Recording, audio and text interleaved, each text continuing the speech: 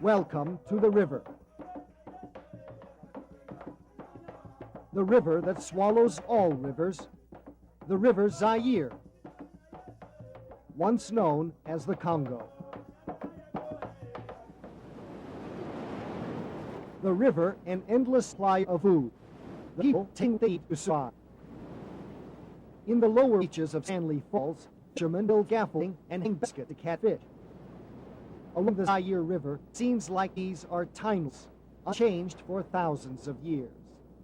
But this tranquility disappears just a few miles downriver. On the docks in Kisangani, hundreds of traders sell almost anything from the river and forest.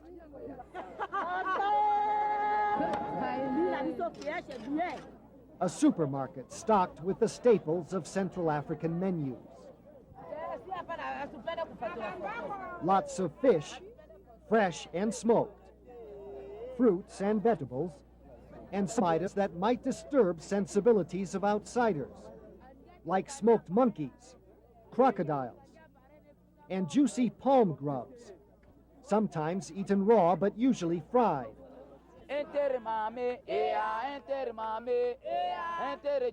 There's a carnival atmosphere in this market. It attracts a big crowd because it only happens here for a few days about once a month, when the riverboat comes to town. The Colonel Ibeya is a creaking, rusty veteran on this river, owned and operated by Zaire's government. Aside from a few private vessels, it's the primary means of transport connecting this region to the rest of the country. Kisangani is the fourth largest city in Zaire, but it is now virtually impossible to get here by road. 30 years ago, there was a good network of roads across this vast nation, but decades of neglect have changed that. If you cannot afford to fly to Kisangani, you come here on the river. And on the river, this is as far as you can get. Beyond Kisangani, navigating stop at the cataracts for fishermen in their baskets. Almost everyone selling in this market has arrived on the boat, loaded down with merchandise they've carried on the long trip upriver. It's now time for this market to shut down, time for the traders to get back on board.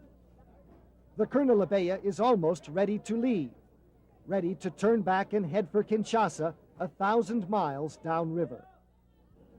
But before it leaves, the boat morphs into something much bigger. 4 barges are lashed onto the front and sides, forming a sprawling contraption with a huge capacity for passengers and cargo. And as we will discover, every bit of that capacity will be needed on this journey. The Colonel Ibeya will leave Kisangani with about 800 passengers, but by the time it reaches the capital, Kinshasa, there could be several thousand on board this floating city. With the barges secured and the gangplank pulled away, only a few minutes are left for the last passenger to jump on board.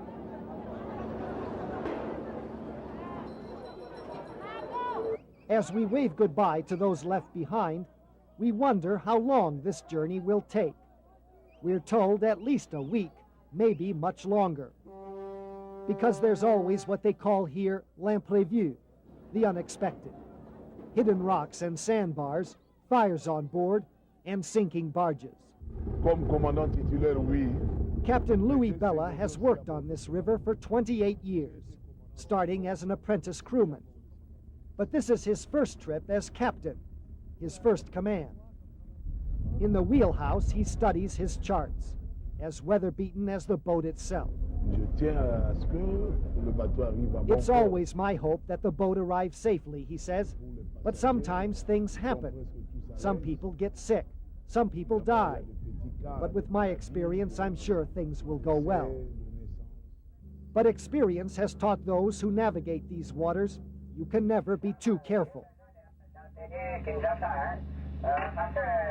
especially because an antiquated radio system is the only communication link with company headquarters in the capital. The Colonel Abea was launched more than 40 years ago under Belgian colonial rule. Since then, time has not been kind to it or to Zaire. Like many things in this nation, it suffers from neglect and abuse. The most pampered part of this vessel is below deck. Two 750 horsepower diesel engines with fuel tanks that hold 100,000 liters. More than enough, we're told, to make the more than 2,000-mile round trip from Kinshasa to Kisangani without refueling. That's important because there's no fuel to be had anywhere along the river. Once again, as it's done hundreds of times before, the Colonel Abea enters the main current and gains speed. On a river that was for centuries a mystery, for centuries a symbol of what the outside world saw as a dark continent, impenetrable, uncivilized, and unknown to outsiders. Until 1877, when the explorer Henry Stanley, crossing by land from East Africa, encountered a large river in the center of the continent and followed it to the Atlantic. The Congo was no longer a mystery, but it never lost its association with the dark forces of the human soul. As a private colony of the Belgian King Leopold II, the Congo was a brutal slave state, immortalized by Joseph Conrad in his book, Heart of Darkness. And after independence, the former Belgian Congo was infamous for shocking violence and bloodshed. Many say that's why Zaire's president, Mobutu Sese Seko, changed the name of his nation and its river to Zaire, to bury in the history books all those negative associations with the name Congo. But no matter what it is called, this is still the mightiest river in Africa. A river that flows nearly 3,000 miles, crossing the equator twice before it reaches the Atlantic. And when it finally reaches the ocean, this river discharges as much as 10 million gallons of water every second. That makes it almost the world's most powerful river, second only to the Amazon. Only a few miles out of Kisangani, we meet the first villagers, anxious to sell what they have to the traders on board. For more than a week and 1,000 miles, we'll follow this humongous river through the heart of the Central African rainforest. We'll follow the lives of those on board this remarkable community and learn how the river is still the key to survival in a nation that has crumbled to ruins. On this journey, there is much to learn about the world's poorest continent and the people who struggle to live here. A journey through lost hopes and dreams, through an entire society backsliding into the 19th century. Next on Down the Dark River, price gouging for crocodiles and keeping law and order on the floating city.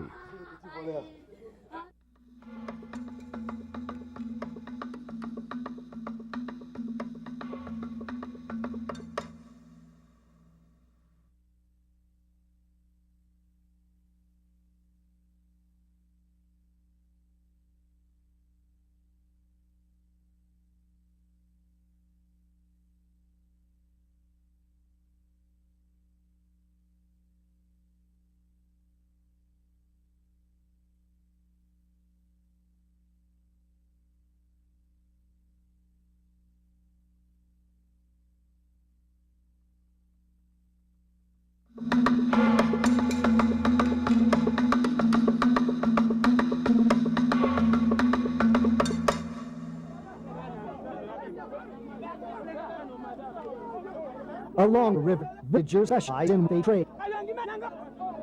On the stretch, for miles and miles, it's crocodiles. Small croc can command a good price down Kinshasa. You buy it here for only 50 cents, tie its mouth shut so it can't do any damage, and keep it alive until the end of the trip. An easy profit. But first you have to beat the competition just to buy it, and competition is fierce.